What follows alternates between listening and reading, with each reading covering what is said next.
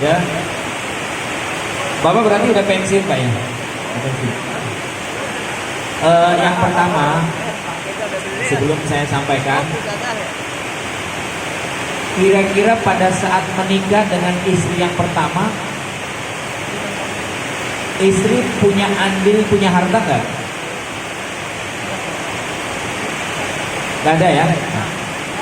Dengan istri yang kedua, punya ya? Kalau nanti istri yang pertama dan yang kedua itu punya harta, ini aturan mainnya ya. Pada saat istri pertama meninggal, bapak kan punya anak dua. Anaknya laki-laki perempuan? Laki-laki semua. Kalau seandainya istri pertama meninggal dan istri pertama punya harta, kalau punya harta ya, maka bagian warisnya adalah 1/4 untuk bapak yang punya istri. Hartanya istri kalau punya ya. Kemudian sisanya diberikan kepada anak semua, namanya asobah.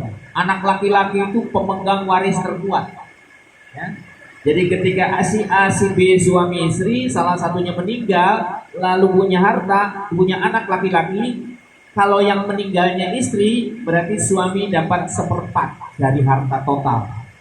Sisanya diberikan kepada anak laki-laki. Ya.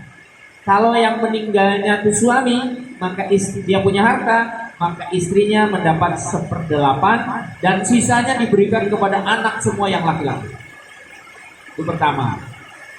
Tapi pertanyaannya, karena tadi bapak bilang istrinya nggak punya harta, tapi paling tidak kan kalau saya mengambil kebijakan tengah, sering saya menyampaikan kasus ini. Kira-kira selama istri pertama bapak menikah dengan bapak itu, ada nggak harta yang merupakan pemberian bapak yang kemudian menjadi milik istri? Ada nggak? Nggak ada sama sekali. Sama sekali nggak ada. Nol ya. Berarti memang ya, satu yang pertama dulu ya. Kemudian yang kedua, bapak menikah lagi, ya, punya anak laki-laki perempuan? Perempuan. Nah, anak perempuan, lalu istri yang kedua meninggal. Pertanyaan saya adalah, istri yang pertama itu punya harta sendiri nggak pada saat meninggal? Ya, istri yang kedua punya harta. Maka cara membaginya, pisahkan dulu hartanya bapak, ya, hitung hartanya istri yang meninggal, dibagi 1/4 untuk bapak, ya, 1/2 untuk anak perempuan, sisanya diberikan kepada keluarganya istri kalau ada. Istrinya masih punya bapak? Tidak ada. Masih punya ibu? Punya adik laki-laki? Nah, adik laki-laki itu dapat. Kenapa? Karena anak perempuan dari yang mayit tidak menghalangi warisan saudara laki-laki dari mayit. Kenapa Pak? Tuh tidak punya adik laki-laki ya? Nggak ada sama sekali. Nah, jadi pembagiannya gitu, berarti 1/4 untuk bapak, 1/2 ya untuk anak perempuan yang satu tadi, kan masih ada sisa tuh. Nah, karena sisanya tidak ada ahli waris lain, maka sebagian ulama mengatakan boleh dihibahkan kepada baitul mal, baik itu kepada masjid atau kembali lagi kepada ahli waris pokok, yaitu anak dan suami. Dua pendapat. Nah, kalau misalnya ada yang menginginkan kalau bapak kawin lagi, hartanya dibagikan kepada anak-anak semuanya, yang anak yang kedua, itu tidak ada aturan mainnya Pak. Ya, gimana caranya? Boleh, tapi dengan keikhlasan bapak.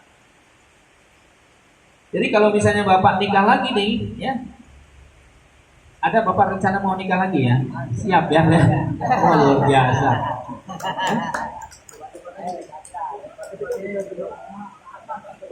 Oh gitu.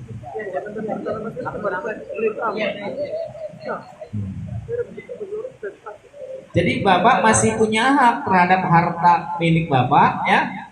Tetapi begini Pak, kalau bapak punya inisiatif, saya mau menikah lagi dengan orang lain ya, Dan saya mungkin akan mencari rezeki dari sumber yang lain. Harta yang saya miliki ini saya hibahkan kepada anak saya yang dari istri yang pertama, dan saya hibahkan kepada anak saya yang dari istri yang kedua. Bagaimana cara ngitungnya? Dianalogikan dengan cara waris.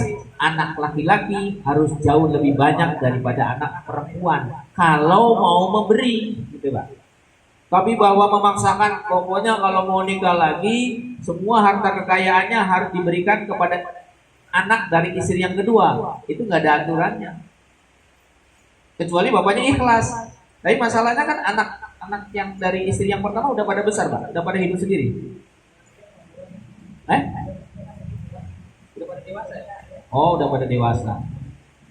Ya bismillah kalau bapak memang mau. Ya. Tapi kira-kira begitu kan, bapak juga butuh modal untuk hidup rumah tangga ya.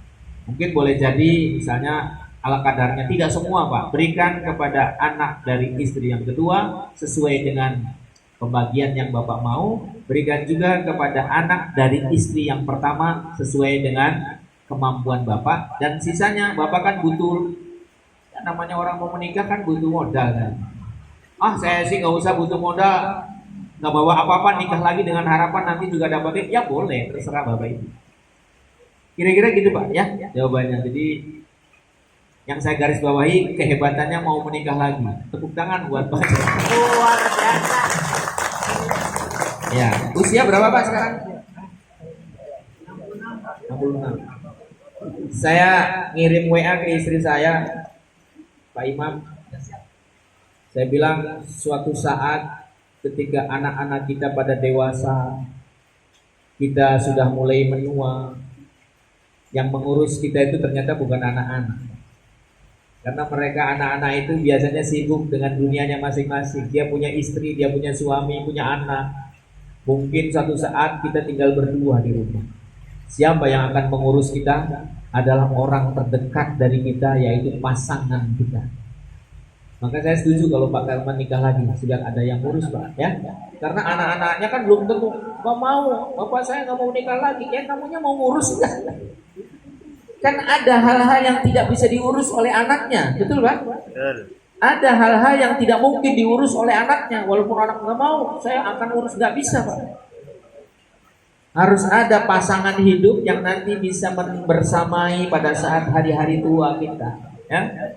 Makanya saya katakan nanti pada saat kita menua, anak-anak bukan lagi yang mengurus kita.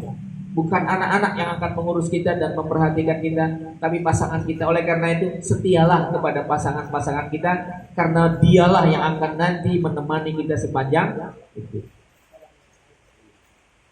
Tapi sekarang masih ada yang ngurus apa bisa ngurus sendiri Pak? Sendiri, kasihan ya. Saya setuju ikut mendoakan Bapak menikah lagi biar hidup Bapak lebih tenang. Karena menikah itu ketenangan loh. Contohnya saya dengan Pak Imam. Ini kan mantan juga ya. Oh ada dua tak Pak Imam ya? Pak Imam yang pakai peci. Saya akan meninggal istri saya tahun 2018 ya. Ya pelatih Mahatma juga. Selama 2 tahun itu ternyata tilang-tilong Pak, ada yang ngurus gitu ya. Ya anak saya banyak, tapi kan mereka punya kesibukan, ada yang kuliah, ada yang kemana-mana. Ada hal-hal yang tidak bisa diberikan kepada anak-anak kita untuk mengurus kita. Akhirnya kita memutuskan ya udah saya harus nikah lagi. Ya. Dan orang-orang terdekat itulah yang akan kemudian menjadi pendamping kita sama. Kita doakan mudah-mudahan dapat jodoh yang solehah ya.